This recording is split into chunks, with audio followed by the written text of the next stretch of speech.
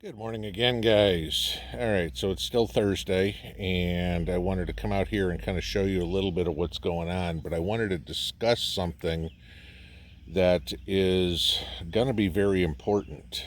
And like I said in the title, what are your plans for next year? I know it's, hey, Pinball, it's, the end of June. Why are you talking about next year already?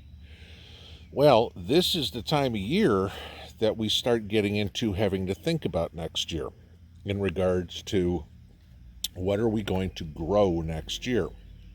Now, if anybody's noticed in the news, the latest story is plan on a mustard shortage. Why? There's a shortage of mustard seed. Okay? So all those hot dogs that you like to have with your mustard and onions on them, you might want to think about stocking up on some mustard because it's going to be harder to get. Oh, you think that's the only one? Let's take a look at the UK. What's the UK saying? Oh, a seed potato shortage for next year. Okay. Start thinking about this now, guys. As you're harvesting your crops, you need to start thinking about seed saving as well. All right, and I'm going to show you a couple of things here real quick. So let me flip this over. This is a pickle, okay? That's 6 inches long, looks like a good full-size cucumber. Except that's one of my pickling cucumbers. And I let this go, and I probably didn't even let it go long enough. Because in order to save seed from that, I need that to be totally yellow. Okay? Otherwise, the seeds aren't going to be mature. Anybody know what those are? I just dropped one. I got a whole bunch of these. These are pea pods that I have harvested before I took everything down and let them dry out. That I have pea seeds for next year. You need to start looking at your harvest as you get things and learn how to save seed. I've done videos on it. They're in the gardening playlist before, but seed is going to be harder and harder to come by. So, other things to look at. How about soil? At the beginning of the year, we all either buy our seed starting mix or make our own. You can still get peat moss to make your own seed starting mix. You may not be able to next year. Not that there's maybe a short of peat bogs, but there's a lot of places that complain about digging into peat bogs. But how is that delivered? Via truck. Diesel problems, DEF fluid problems, diesel engine oil shortages. Not thinking that peat moss and potting soil are going to be high on the priority list for trucking companies when everything gets a little crazier. It's like, nope, all we're doing is moving food. Okay? Yeah. Figuring dirt's going to be about the last thing they're worried about. Might want to pick up a couple extra cubes and just throw it in the garage or the shed or the barn or wherever. It's not like it goes bad. So, all right, let's move on a little bit. All right, so I wanted to give you an update on a couple of things that we're talking about in regards to that. Red potatoes, still looking very green, so they aren't anywhere close to being harvested, so those will go. Beans. Now, my beans are doing quite well, not an issue whatsoever. Funny part is the neighbors have already started harvesting green beans, and we put them at the same time. Why? Different type of green beans.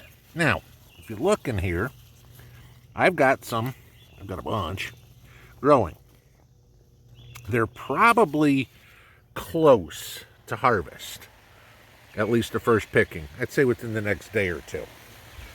And I'll go through and clean all those up. But those are not ready for seed saving. Just like anything else, I need to let those fully mature and then dry out. But definitely saving green bean seeds this year. Okay. Corn. You saw my corn a week or so ago. Most of them are now 7 to 8 feet tall. You can see up top they've pretty much all tasseled, so we're good there. And then if you look in, the ears are forming and the silks are starting to come out. So We'll start getting ears of corn here soon, which is good. I'm hoping my harvest of corn is better than last year. Last year I was getting half-sized ears of corn because they didn't do too well. But if you look, I'll get up real close here to this one. You can see where on the bottom it's not ready yet, but up on the top they're already starting to shake in the wind a little bit. So that's how corn pollinates. Corn is wind pollinated, and that all that pollen right there will shake down and land on each one of the silks there of the plant. And each one of those silks is attached to one kernel. So each one of those silks has to get pollinated for you to have a good ear of corn. So just taking a look at something like that, but that's where that's going. And then of course in here, y'all know that I planted my squash after I took my my melons after I took my peas out. So melons are starting to come up. You can see them, they're all chugging along. Some germinated, some didn't, but that's why I planted plenty. So we'll let all those go around, and then we'll just kind of take a walk over here. I want to show you something that I haven't discussed before, but fruit trees. Okay, this has been an interesting year for fruit trees because of the warm weather we had early and then the cold snap. Now, my figs are doing well. If you look in here, you'll see here's a bunch of figs forming. Okay, this is a 3-year-old brown turkey fig doing well. You get my peach tree. Peach tree got hammered with that one frost. As soon as we got all the flowering, no peaches. Same with the pear tree. The pear tree is looking kind of thin leaf-wise because of it too.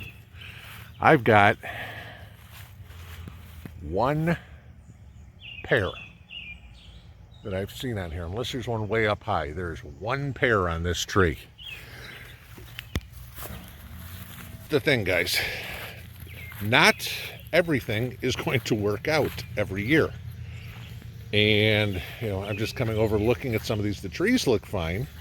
You know, plum tree that I'm just walking by, the cherry tree that I put in. I mean, I told you I got one cherry out of it, but I just planted this spring. So, all things there. So, let's take a walk, and I'll show you just a couple other things. Okay, so then I thought I'd move over here real quick. These are just the little strawberries in there that are growing along, and a couple of blueberry bushes in there, but getting more things going. And I always forget to show you guys this, but this is important because I talked about it. So let's walk over to the other side. It's on the opposite side of the garden, hence the reason why you never get a chance to see it, because I don't think about it when I'm over here. But going back over to where the corn is and my sweet potatoes that are in the straw bales. So I want to show you these. And they are slowly moving along. We'll get over here. But